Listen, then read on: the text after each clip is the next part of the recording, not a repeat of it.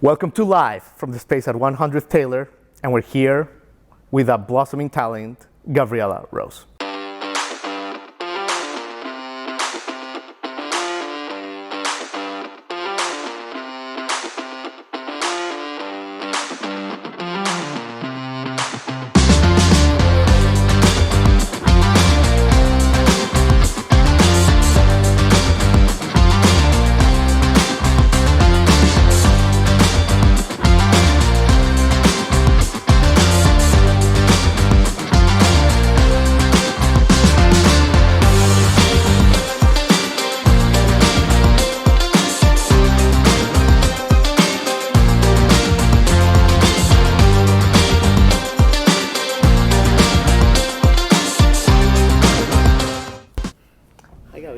Hello. Look at you. Oh. I've heard so much about you. Your music is enthralling, and it is just great to have you here. Oh, thank you so much. I'm so happy to be here. Is this fun for you? Because I know you've been in Nashville for a few days. Yes. You've been recording. Yeah. You've been seeing the city. Yeah. You've been like doing all kinds of promo, all kinds of cool stuff. Is this fun for you? Oh, it is like a dream come true. I love this area. As soon as I touched down, I just thought, wow, this is where I need to be. So yeah, it's definitely been an amazing, I think it's only been like maybe 24 hours, but I already love it. I love at first sight. Yeah, Love absolutely. Love to hear it. And we're going to talk about where you're from, Coeur in just a second. Okay. But let me ask you this. You know that old axiom that you have to do something for 10,000 hours to be really good at it? Mm-hmm. With you, I feel like that doesn't apply. Because, I mean, just listening to like your Tears for Fears cover, or like the Lost in Translation EP, it just seems to come naturally. Was that always the case? It just seems like it's part of you. So I come from like a musical background, and so I attribute a lot of the development that I've experienced has happened when I was a kid. So going over to my dad's house, he used to have this old studio, and he doesn't really do a lot anymore, but he would use me as like his vocalist. And so when I was like 9 years old, he'd set me up in the studio and he'd say, okay, sing the Bebop medley by Shaka Khan. And if I didn't get the pitch perfect, then he would say, nope, start again. And so we'd track like 100 tracks until it got to be perfect.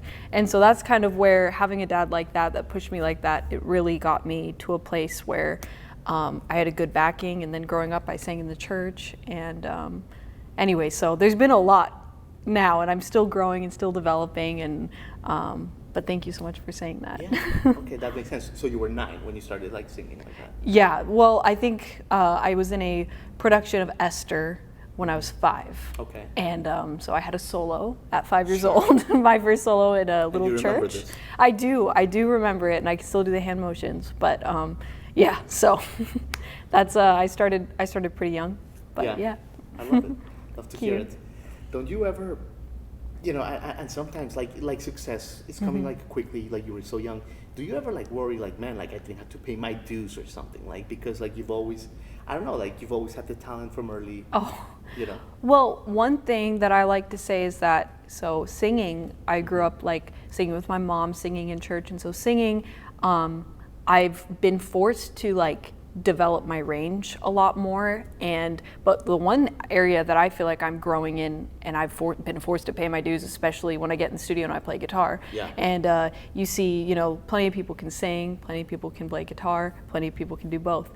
And so I've recently been, I'm like self-taught on the guitar, and so I've recently been really growing in that area, especially listening to country music where everyone's amazing at everything. So I definitely have to pay my dues when it comes to my acoustic guitar playing. But just meeting you a short time, you're so down to earth, you're like wise beyond your years, and I'm curious where that come from. Is that maybe a little bit, I know you had to take care of like of a family member that was a little ill a few years ago. Do you think that stuff like that had like a role to play in just the way that you're like centered and you don't take anything for granted?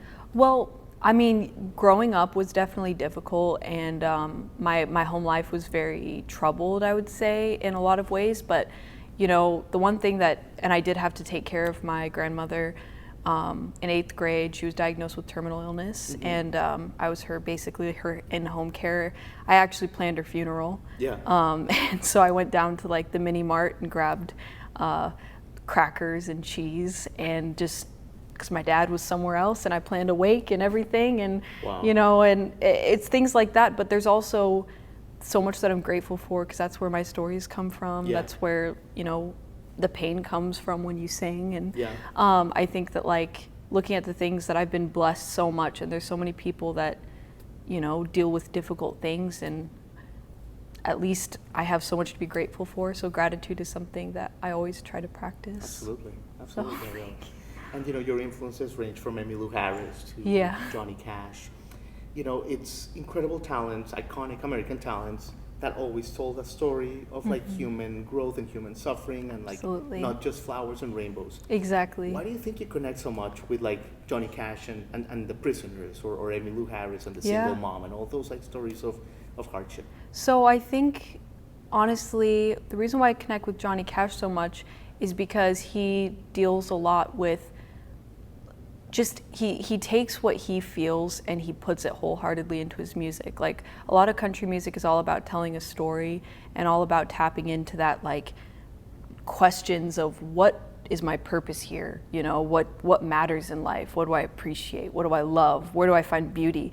And I've noticed that, like, country artists really tackle those huge issues, and I connect with that because when I was a kid, I was kind of forced to reckon with those ideas and concepts. And so, like with Johnny Cash, he has this beautiful song, The Mercy Seat, and it is just and it's a cover of Nick Cave, but the way that he sings it, it shook me. And ever since I heard that song, I was like, oh, I want to write a song like that. And Yeah. so now I'm like struggling to I'm like, as soon as one day, maybe I'll write a song like that. Yeah. And so, yeah. And I'm sure you're on the way. Oh, thank you. When you write a song, Gabriella, you know, we were talking about some artists before, Sierra, shout out to Sierra, and a bunch of people, but there's like different schools of method. I'm curious what your method is. Like, are you the disciplined person that every day you have to write a song, even if it's crap? Yeah. But it's like the discipline of it, like Oh, going yeah. to the gym. Oh, or yeah. is it like almost like when inspiration strikes and then you bring out the pen? So I've noticed that when I don't write a song every day, it gets harder and harder to pick up the guitar. So I do write a song every day, and the majority of them are definitely crap and won't see the light of day. But then sometimes, all of a sudden, I'll just be sitting and, you know, maybe I got 3 hours of sleep the night before, and I just get a melody and I write out a song in 15 minutes. Sometimes it's like I write a line that I love, and it's so hard to like find something to match that line, you know? So it's different every time, but usually I just play the guitar and I just like write out lyrics as I'm playing, you know, find a melody. So yeah. Right. Share with me one thing, because I mean, you're from Coeur, Idaho, and I know that it's one of the most beautiful places on earth. Tell me, I have some friends that like swear by it. Oh yeah. Tell me like what it was like to grow up there as a singer-songwriter, like the nature and how that influenced your art. So I've grown up a few different places. My parents moved around a lot, but I settled down in Coeur d'Alene. And I love the area so much because it has so much to offer. It's beautiful. I mean, it's Jeffrey, my producer / manager, he loves to hold songwriting sessions there because people come there and it's just like, if you're surrounded by nature and beauty and the lake, and it almost feels like it hasn't been discovered yet too, which is super cool. And so it's really inspiring. And, you know, I like to hike. I love being in nature. I love swimming and I love reading. And so, yeah, I mean, it's beautiful. I do not ski, which is something that is really popular up there. Really popular, yeah. I cannot ski at all. No, I have 2 left feet, so I don't do anything athletic much. It's like you're an incredible singer-songwriter or you ski. You can't have both. Oh, man. Sure. Speaking of Jeffrey, I mean, you mentioned him, great guy. You know, we've met virtually for a long time and finally met in person. Very talented. Oh, yeah. He's got a great ear, great taste, and it's great that you and him like connected because it's like the Avengers. But how was that encounter? Like, how did you guys connect? So it's kind of a funny story. It's kind of how most things happen in my life, by like random chance. So my grandparents were having dinner and at this restaurant in Coeur d'Alene called Tony's on the Lake, and they started talking to Jeffrey, and it turns out that they live nearby each other in California, and so there was already a little connection. And my grandparents said, yeah, my granddaughter does music, and he like goes, "Ugh, yeah, okay." Yeah. Like everyone says that. And they showed him a couple songs, and he liked what he heard, and signed me to a label, and we just like started the project not really knowing like what do we do, where do we go, and then as we worked together over the course of a year, it's just like, you know, on the record we produced, I think I only had like 1 or 2 notes for the entire record. Like we just connected musically immediately, and he's one of my favorite people on the planet Earth, and his whole family's wonderful, and I'm just so lucky to know him. Yeah, he's a cool dude. Oh yeah, he's amazing. I could talk to you for 17 hours, so we're gonna have to move along. Oh yeah. But let me leave you with this, because I think you're gonna play a song for us, and I'm super honored. The Lost in Translation EP, which is fantastic. It's wonderful, but it's a couple years old, and I'm just curious, as a songwriter, you must have like 300 songs ready. Oh yeah. and newer experiences, and you're a different person than you were back then. It probably feels like an eternity ago. Oh yeah. Right? Oh yeah, I was like maybe 15 when I did that. Yeah. So yeah. Is it almost like you're dying to get the new songs out a little bit? Oh yeah, so I have a that was an EP that I did independently, and then I got signed to Coeur d'Alene Records, and we've produced an album together. Yeah. And I have 2 singles out from the record, and then a bunch more to come. And so I'm really excited for those. But then, you know, the problem is like I recorded those songs maybe a year ago, and now it's like I just wrote like 6, and I want those to come out now. So it's just like, it's difficult, but you know, it's working out. It's a waiting game. And the way you started with YouTube, that was amazing. Do you remember when you started recording those YouTube videos? Like, take me to the mindset of Gabriella Rose when you were in your room, and for the first few times you played record. Like, what was your expectation? Like, what were you thinking? Oh yeah, when I started like doing little Instagram covers, I remember because my mom didn't want me to do music because she'd done it before, and she was just like, stay away. And I was like doing little recordings in my room, and in my head I never saw it as like something that I could do long term or as a career. But then I got older and I started playing shows, and it was like, well, that little me didn't expect this, but she would be really happy that she's doing it. And so yeah. Amazing. Well, Gabriella, if you want to take us away with a song. Yeah, absolutely. I'd be honored. All right, so this song is it's called In the Dark, and I just released it on Spotify, and just hit 10,000 streams, so that's pretty fun. Very fun. Okay.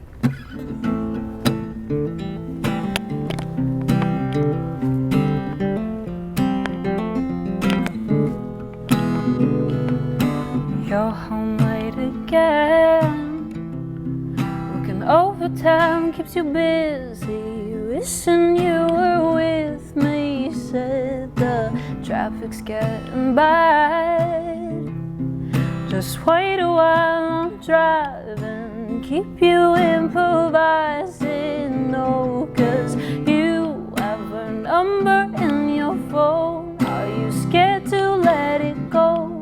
Said it happened several years ago, and paranoia starts to creep in on phone calls while I'm sleeping. At the tone she let it beep in. There's a blonde hair on your sweater, what's it doing there?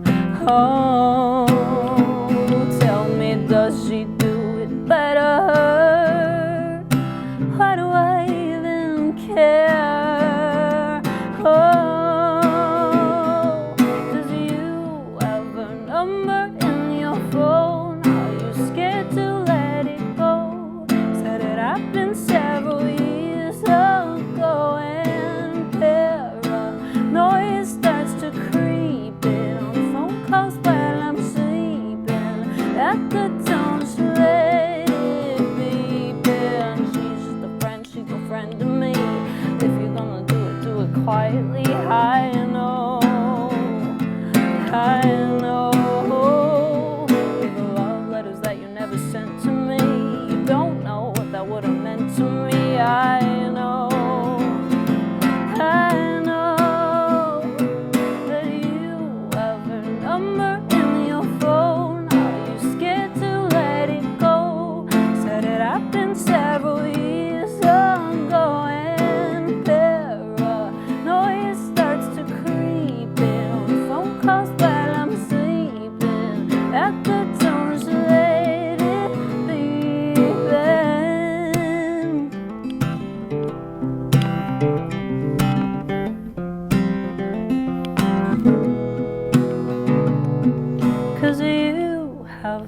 number in your phone. Are you scared to let it go? Said it happened several years ago.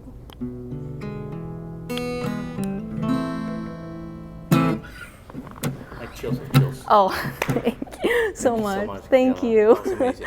Thank you. And thanks for coming. Oh, thanks for having me. It was Absolutely. so wonderful.